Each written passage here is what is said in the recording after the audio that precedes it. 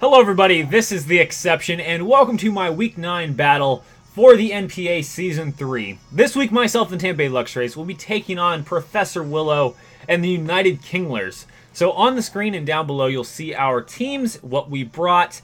Now, before I talk about the match and go into it and whatnot and our teams, let me say that I'm doing post-commentary not because the battle went badly or because I lost, but because we had technical issues. So Willow could not Mega Evolve in the first 5 to 10 turns of the match. Didn't know why, but he traded all his mons to a different game, and then we replayed it to the best of our ability. So that's one reason why we are doing post-com. The second is that after and during the replay, I was kind of a little bit flustered trying to figure out the moves and what we were doing and stuff.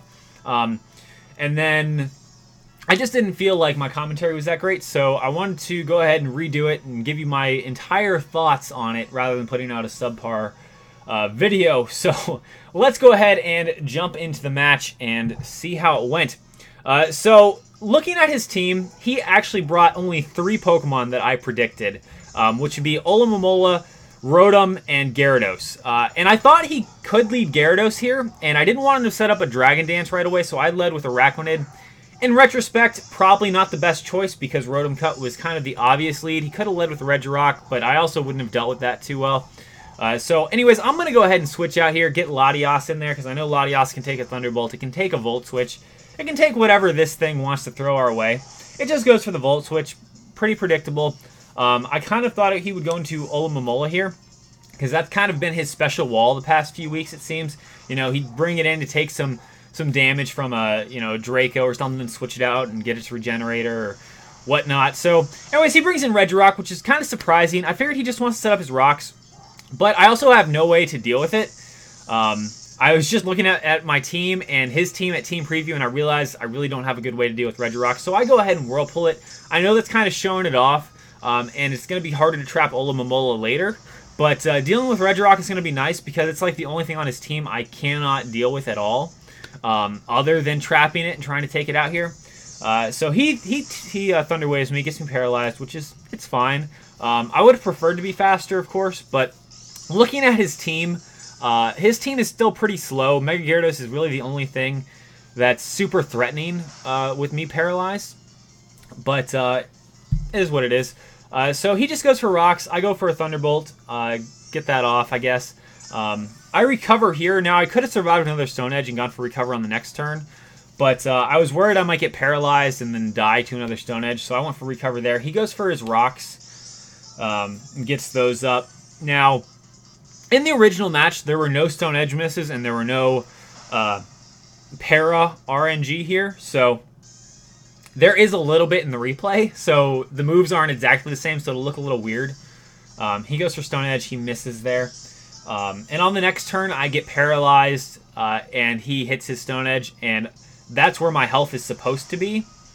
But because of the avoid there from the Stone Edge, and then the 2 paras here, Whirlpool is going to end a turn before it should, whereas in the original match, it didn't end, and he was still trapped in. So keep that in mind as to why the replay is still different. He goes for Stealth Rocks. I'm going to hit Draco. Now, Draco hits, and it's a roll to take him out. Whirlpool would also take him out here, but Whirlpool ended because of the paralysis and then his Stone Edge miss, whereas he would have been trapped in and died in the original match. So he goes for rocks, and I just go for another T-Bolt to knock him out. And that's pretty much going to be Regirock going down.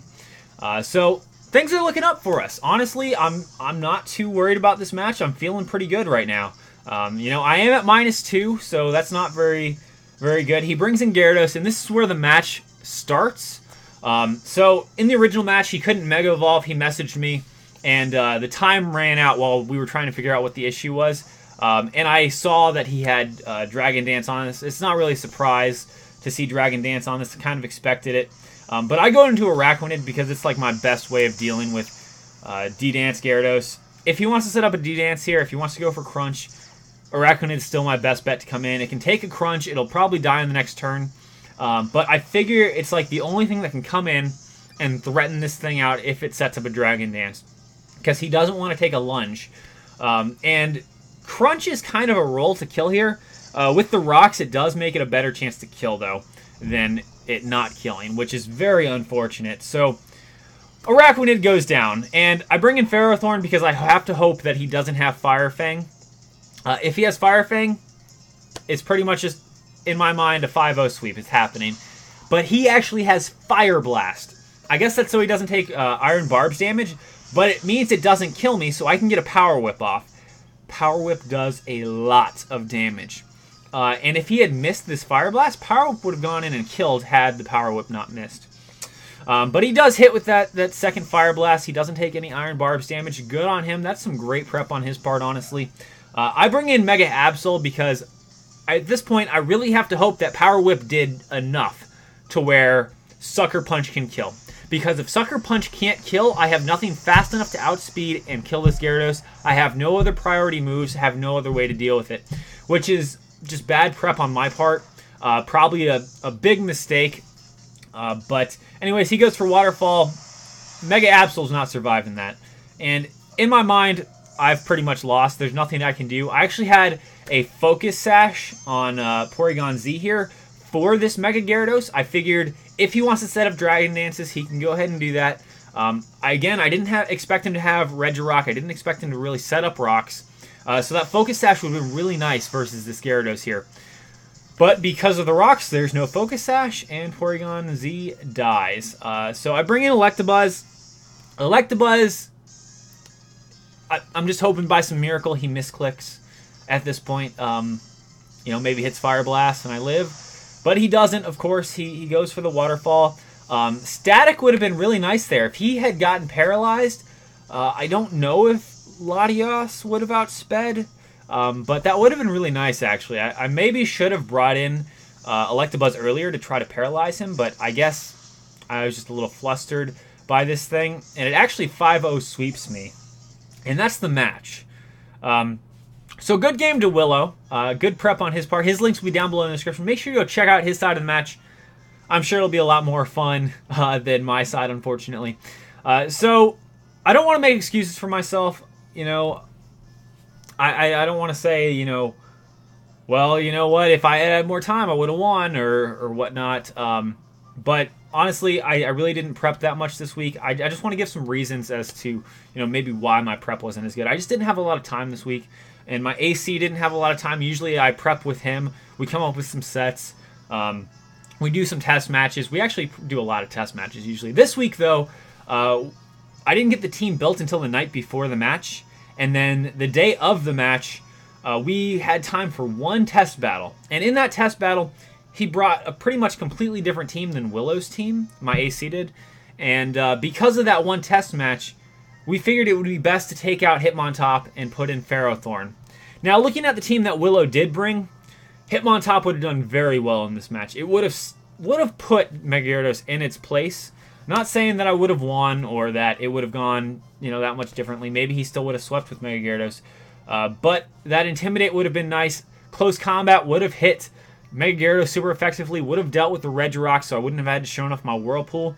Would have dealt with that Torkoal. So, that was probably one of my biggest mistakes going into this week.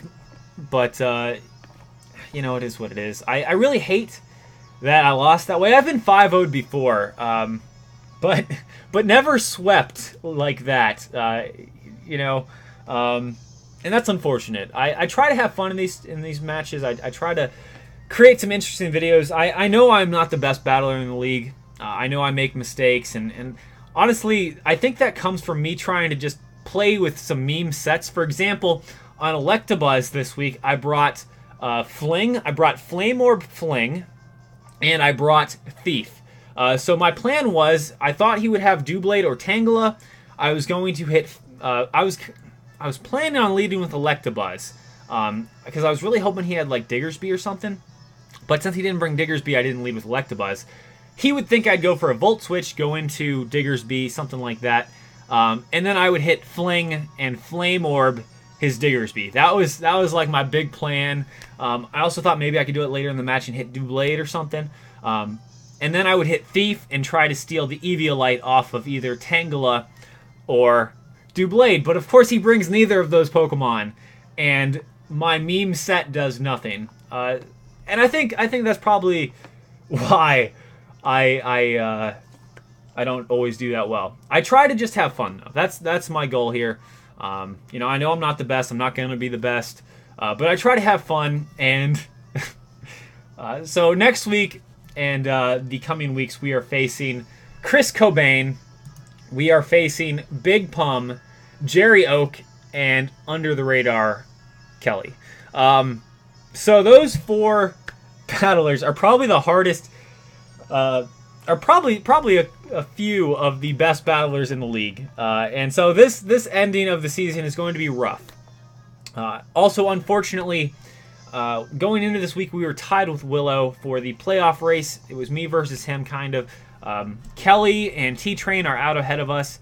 And now that Willow has beaten me, and I now have a -1 on record compared to him, it's going to be very hard for me to get in front of him, because even if I tie him, he's going to have a better divisional record than I do. So losing to Sin 2 weeks ago and then losing to Willow this week is going to make playoffs very hard. And then, you know, combined with our tough schedule, I'm not sure if we're going to make it. If it looks like we can make it, I'm going to prep as hard as I can. I'm going to tone down the meme sets and try to win out as much as possible. Now, it's going to be very hard, especially next week versus Chris, but I'm going to do my best. I'm really going to put a lot of time into prep these next few weeks because I want to make playoffs. I really do.